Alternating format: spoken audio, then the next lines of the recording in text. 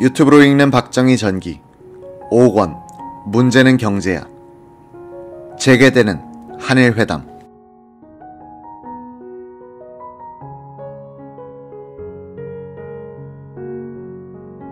혁명 전부터 박정희의 경제개발 구상 속에는 한일 국교 정상화를 통해 일본의 자금을 이용하겠다는 개념이 서 있었다. 당시 박정희는 측근에게 이런 말을 자주 했다고 한다. 무엇보다도 자금이 필요하다. 미국이 도와준다고 해도 원조를 배로 늘려줄 리도 없고 믿을 수도 없다.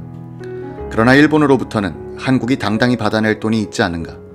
그것을 반일 감정이니 굴욕이니 하여 망가뜨리는 일은 대단한 국가의 손실이다. 자립경제를 이루기 위해서는 공업, 입국을 해야만 한다.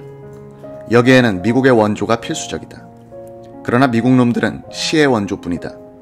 그렇다면 자유당 때부터 민주당에 이르기까지 지루하게 끌어오던 한일회담을 타결지어 청구권을 받을 수만 있다면 민주당이 구상했던 경제개발 5개년 계획을 보강, 실천할 수 있다.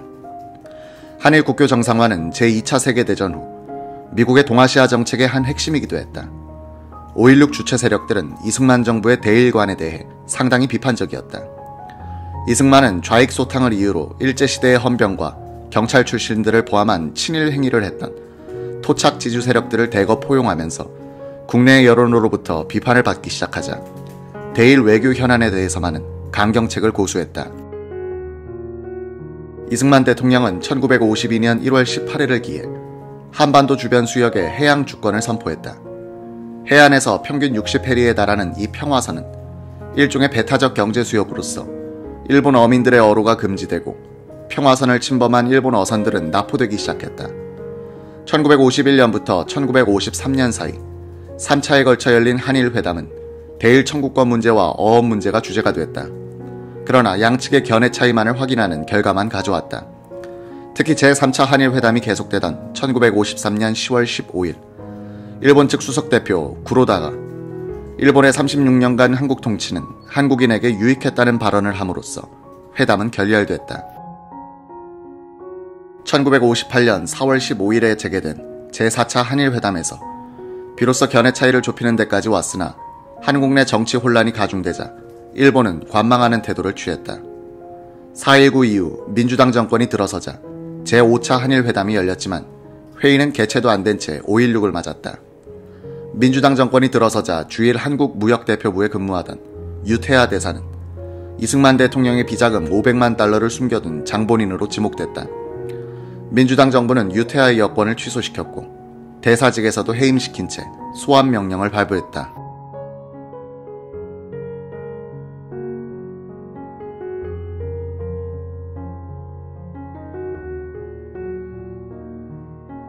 이승만 대통령과 영부인 프란체스카의 신임을 받아 주일 한국 대표부의 참사관으로 부임했던 유태하는 공사를 거쳐 대사로 근무하면서 일본 정계의 특성을 파악하게 됐다.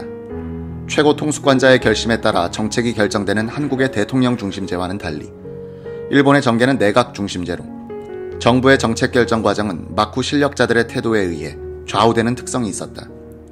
유 대사는 한일협정 타결도 일본 정계의 막후 실력자들이 추인하지 않는 한 백약이 무효라는 사실을 현장에서 뼈저리게 확인하고 일본 정계의 실력자들을 대상으로 친한 인맥을 구축해갔다.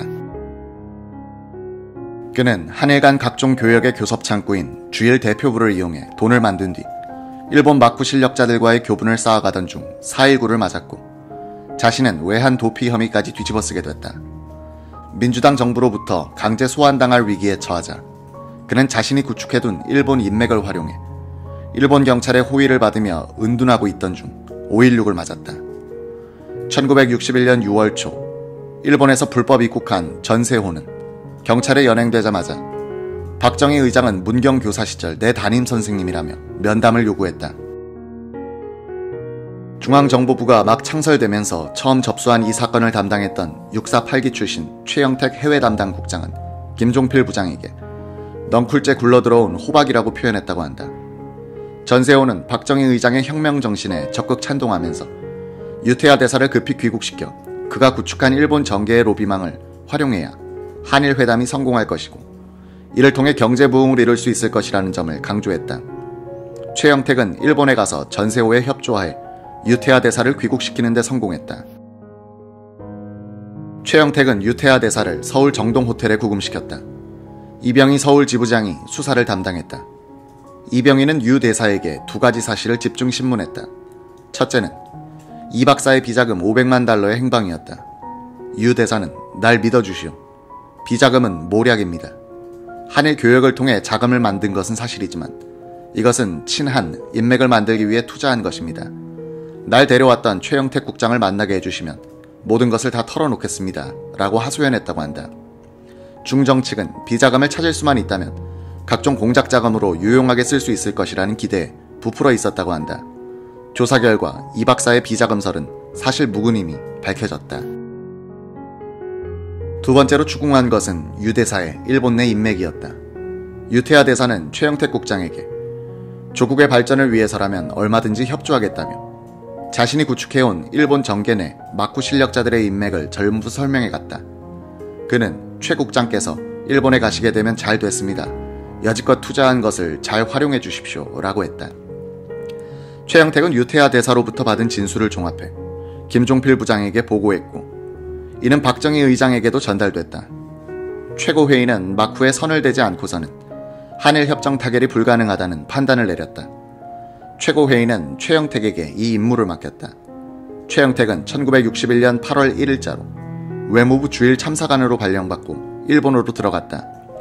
그의 공식 직함은 중앙정보부 일본 지부장 겸 외무부 정무담당 참사관이었다. 유 대사와 함께 갔어야 했지만 국내 여론이 너무 좋지 않아 단독으로 가야 했던 최영택은 일본 외무성, 제1교포 거류민단 중앙본부, 제1한국경제인연합회 등을 차례로 방문하여 취임 인사를 한 뒤 일본 정계를 살펴봤다. 자민당은 8개의 파벌로 구성돼 있었다. 이른바 8개 사단으로 각 사단의 사단장들이 막후 실력자였다. 최대 파벌은 약 80명의 국회의원들을 거느리고 있었고 가장 작은 계파는 10여 명의 의원들을 거느리고 있었다. 혁명정부는 최영택 참사관을 지원하기 위해 대한무역공사 사장을 역임한 이동환을 주일 공사로 파견했다. 한경도 출신인 이동환을 추천한 사람은 이주일 부의장과 김동화 장군이었다. 최, 이 두 사람은 첫 대면에서 군사정권도 안정되어 가니 중단된 한일회담을 조속히 재개하도록 합시다 라고 다짐했다.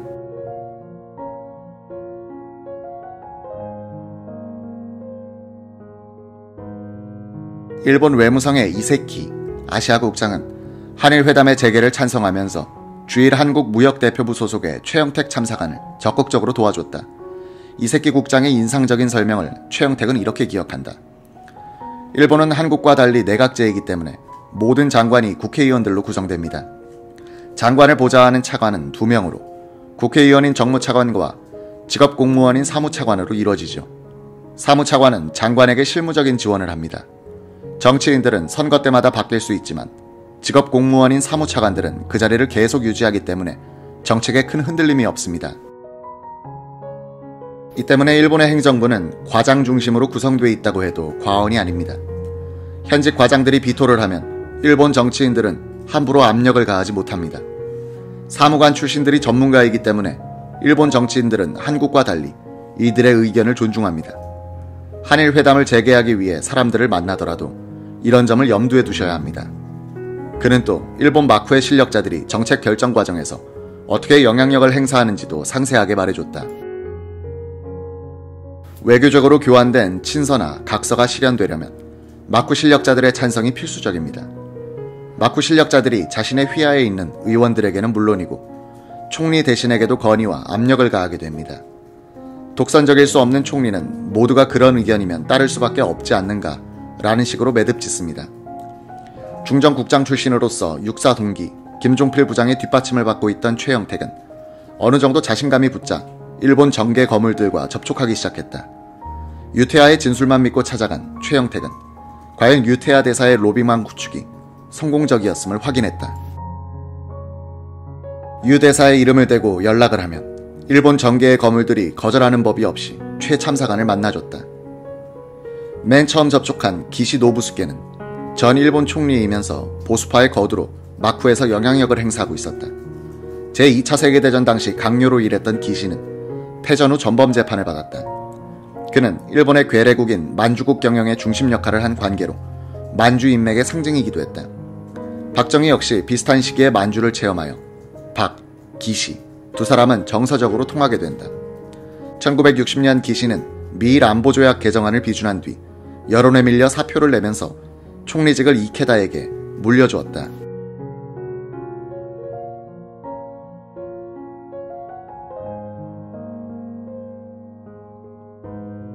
최 참사관이 뉴 재팬 호텔 식당에 도착한 때는 약속 시간이 조금 지나서였다. 미안하기도 해서 겸연쩍게 방문을 열고 들어서니 아버지뻘 되는 노인이 정좌한 채 앉아있다가 일어나더니 무릎을 꿇고 정중하게 절을 했다. 당황한 최 참사관이 맞절을 한 뒤 말문을 열었다. 저는 외교관이 아닌 한일회담 타결을 위해 왔습니다.